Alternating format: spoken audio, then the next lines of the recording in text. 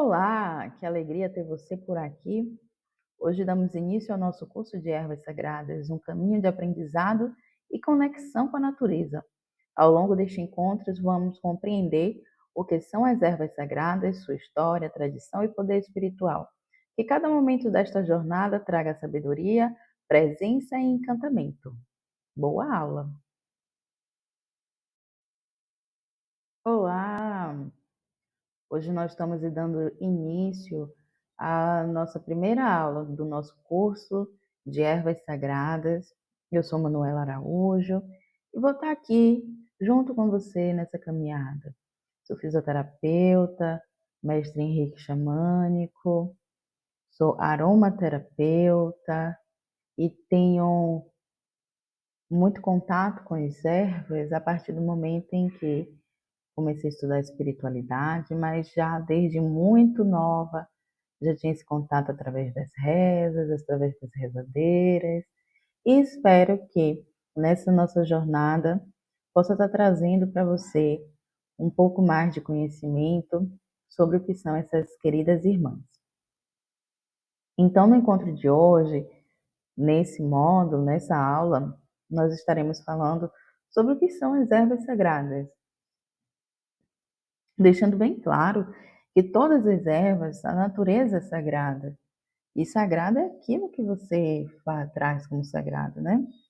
Então, as ervas sagradas são plantas que ao longo da história foram consideradas especiais por culturas e tradições espirituais ou religiosas devido às suas propriedades simbólicas, medicinais ou energéticas. Elas não são apenas usadas como alimento ou remédio, mas também em rituais, cerimônias e práticas de cura, sendo valorizadas por sua capacidade de conectar o ser humano com a natureza, o divino e a energia espiritual. Importante destacar que, para além de, é, de nos servir, né, através da alimentação, as ervas ela está presente nas nossas vidas a todo momento, numa medicação, é, na alimentação, numa sombra de uma árvore. E é muito importante que a gente tenha consciência da presença dessa natureza que não está fora, ela está dentro. Talvez a gente fale muito sobre o poder das ervas em conexão com religiões e espiritualidade, mas hoje já se sabe e já se admite que a importância dessa cultura ancestral, da utilização das ervas, ela deve ser explorada de forma inteligente, de forma a conservar e de forma a entender que é importante e faz bem ao espírito, faz bem ao corpo físico, à mente e às emoções. Então, como diz o texto, é para além, né? Está ali nas culturas e nas tradições espirituais também.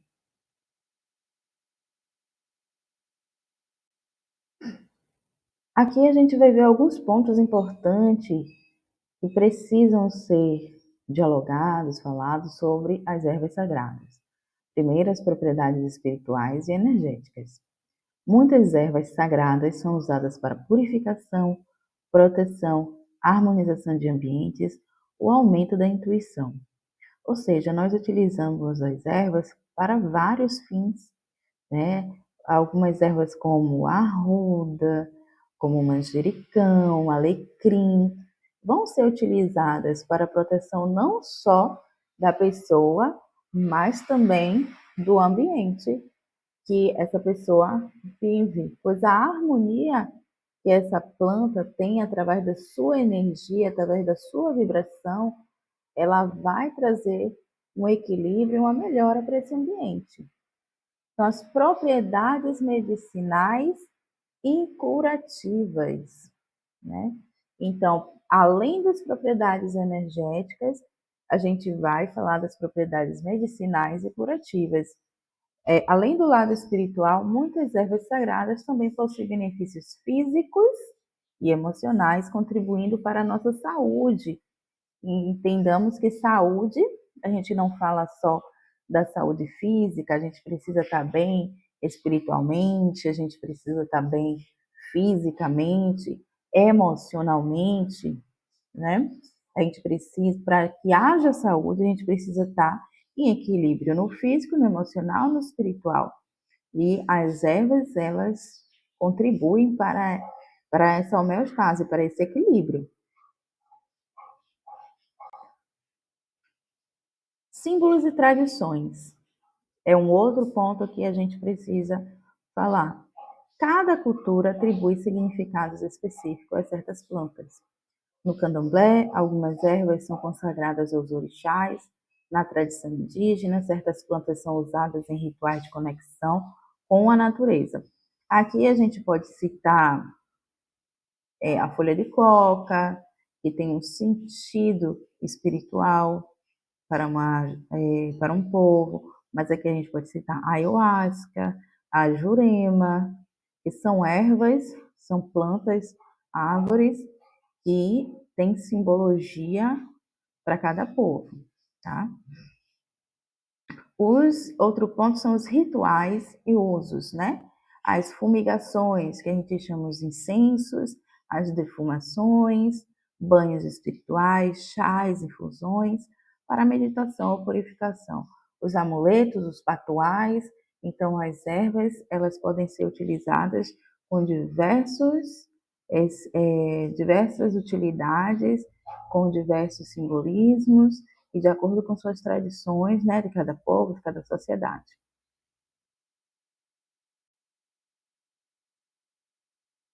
Aqui a gente vai falar um pouco da história e da tradição das ervas, né? É importante que a gente saiba que lá já na pré-história, os povos, mesmo antes de terem local estabelecido, né, chamados de povos nômades, os caçadores, coletores, eles já faziam a observação dos efeitos das ervas nos animais. Então, como é que esse animal utilizava essa erva? Para que ele utilizava essa erva? Qual o fim? Porque o animal ele traz esse conhecimento ancestral. Talvez por instinto, a gente traz para a razão, ele traz pelo instinto. Por exemplo, se você tiver um gatinho, ele tiver com um problema gastrointestinal, que a gente fala uma dor de barriga, ele vai lá no matinho e ele come aquela grama, porque aquilo ali vai ajudar ele.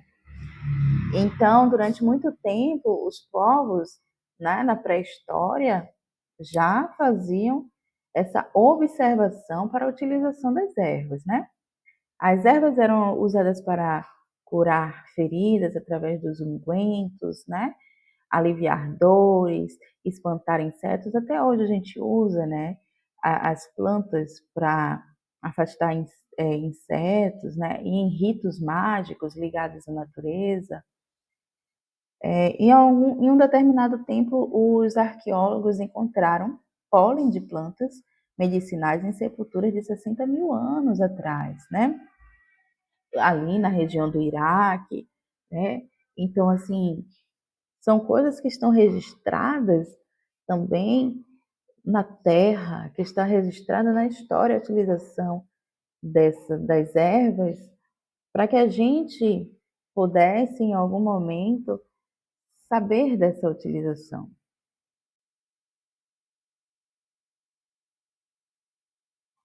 As civilizações antigas, como a Mesopotâmia, né, já faziam registros da utilização das ervas, né? Registravam as receitas com a mirra, com o tomilho. Então, já lá para o ano 3000 a.C., já existiam essas tábuas de argila com esses registros, né? Então, a arqueologia, os estudos, ele traz essa memória ancestral, traz essas receitas, né, esse ensinamento para a nossa atualidade através desses registros históricos. Então, o Egito, no Antigo Egito, existiam os papiros médicos.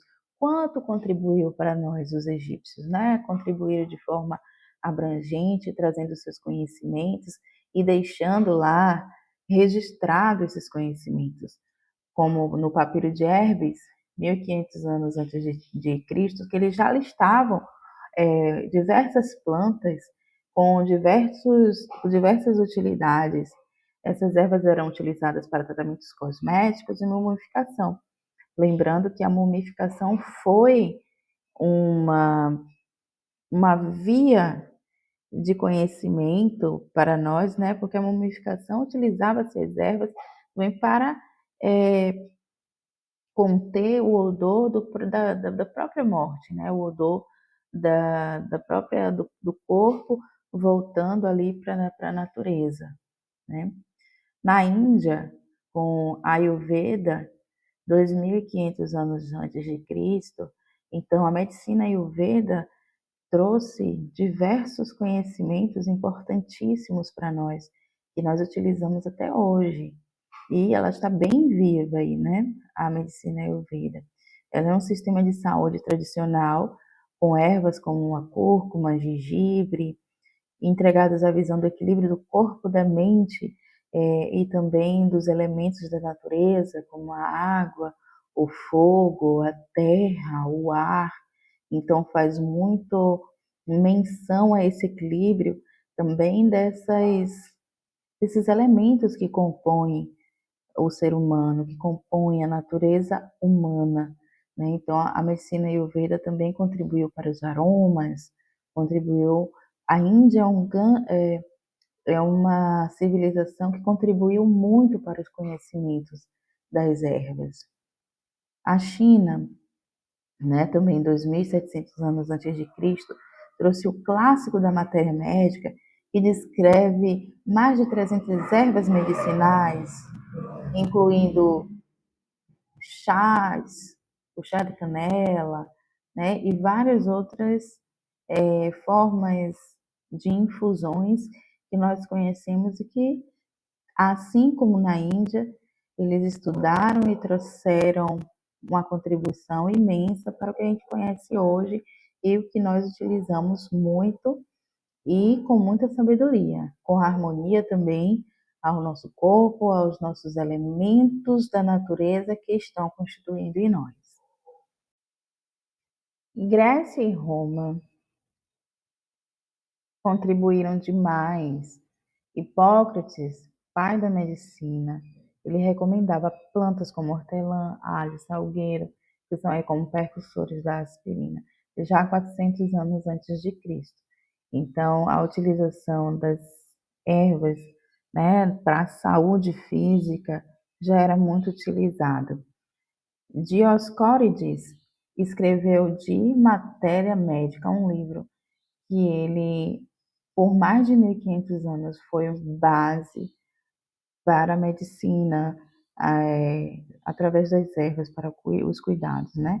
Então, foi de fundamental importância para estudos sobre as ervas na medicina. Então, os romanos difundiram o uso das ervas por todo o império, tanto na culinária quanto na medicina. Então foi de grande importância para se difundir os conhecimentos sobre as ervas, né, e dar um norte do que se fazer. Na Idade Média, aqui a gente vai falar um pouco, né, sobre os mosteiros, os monges, que já tinham a prática do cultivo, de plantar, né, as ervas medicinais para curar, alimentar. Então, os mosteiros, eles começaram a fazer sua própria plantação de ervas para utilização, né? Então, as ervas também eram usadas em práticas mágicas, de feitiçaria e também na medicina popular. Tanto que as mulheres, né, tinham muito conhecimento sobre as ervas, sobre como utilizar, então eram conhecidas como feiticeiras. As histórias que a gente vê, né, às vezes em filmes, e o que a gente sabe do quanto que hoje esse empoderamento e essa busca, esse retorno ao conhecimento das ervas, como ele é importante, e que hoje já não é tão mal visto. porque antes esse conhecimento só era bem visto se fossem, né, os magos que tivessem esses conhecimentos, enfim. O conhecimento árabe foi essencial. Avicena, Ebacena escreveu Cânone de Medicina, reunindo saberes gregos, indianos e árabes. Então foi se reunido vários conhecimentos das ervas para se formar um livro onde se tivesse conhecimentos vastos sobre cultivo de ervas, sobre o que essas ervas eram capazes de fazer.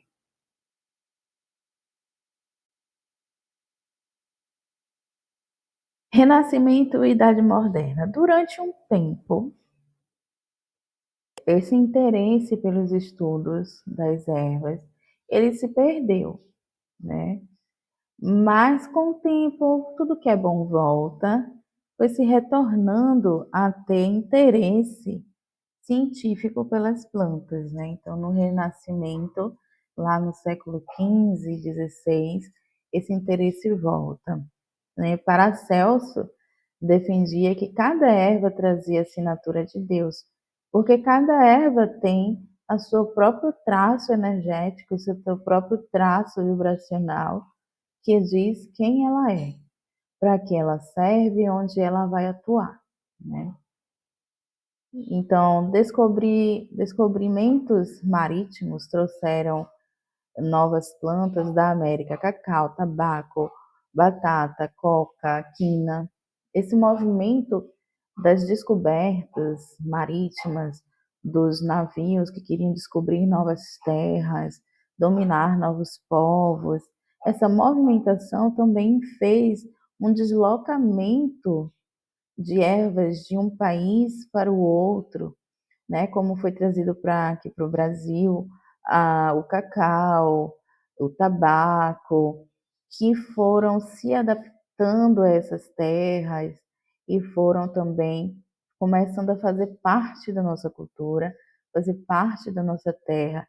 Então, essa movimentação de um lugar para o outro também fizeram, né, essa migração e imigração de plantas de ervas sagradas.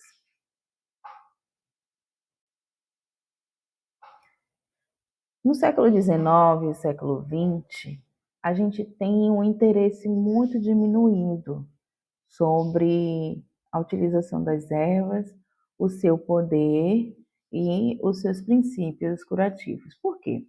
Porque nesse momento começou a ter os avanços químicos e aí começou a ter-se também o interesse em entender qual substância se fazia parte daquela erva e como isolar aquele ativo, aquele princípio. E daí só utilizar aquele princípio. Daí vai nascendo a indústria farmacêutica, né? E aí, os avanços da química permitiram isolar princípios ativos das plantas, como morfina, a morfina do ópio, quinina da quina, aspirina do salgueiro. E aí começou-se a não se utilizar a planta na sua in natura, na sua complexidade inteira, e simplesmente uma parte da planta, que faz totalmente diferença, né, na sua utilização.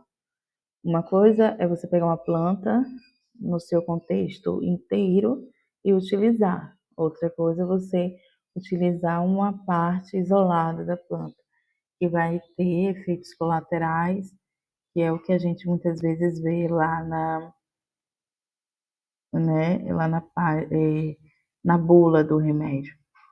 Então, o uso popular das ervas continuou, mas foi sendo substituído, né, gradualmente pela medicina farmacêutica. No entanto, tradições indígenas, africanas, orientais mantiveram viva a sabedoria das ervas. A questão cultural e a questão religiosa foram assim de grande importância para manter viva a utilização das ervas, os conhecimentos ancestrais da vovó, da mamãe, do vovô, né? deixar, permitiram que esses conhecimentos não morressem, né. E aí, a gente vai tendo um retorno no século XXI através da fitoterapia, aromaterapia, chá medicinais e práticas ritualísticas, que é importantíssimo para manter esse conhecimento, para ter esse retorno. Hoje a gente está tendo um movimento inverso, onde as pessoas estão querendo retornar a entender como as ervas funcionam, a entender esse movimento. A Organização Mundial de Saúde, OMS, ela já reconhece a importância da medicina tradicional baseada em ervas, usadas ainda hoje por 80% da população mundial. A ciência moderna pesquisa óleos essenciais, extratos e compostos para farmácia, cosméticas e bem-estar. Então, hoje, a OMS, né, nosso caso aqui também, a gente tem já o SUS, que já, através das terapias interdisciplinares, né, as terapias complementares, já utiliza-se dos banhos de erva, dos chás, né, já entende que essa terapia complementar ela é importante. E esse resgate também feito através das religiões, principalmente as religiões de matriz africana, como Umbanda, como o Candomblé, né, como Santo Daime, entre outras religiões que utilizam-se das ervas e que vê as ervas como sagrada. Encerramos nossa primeira aula. Espero que você tenha aproveitado cada momento desse encontro e sentido a energia das ervas sagradas te envolver. Que o aprendizado de hoje floresça dentro de você e desperte ainda mais curiosidade e conexão com a natureza. Até a próxima aula, com gratidão e axé.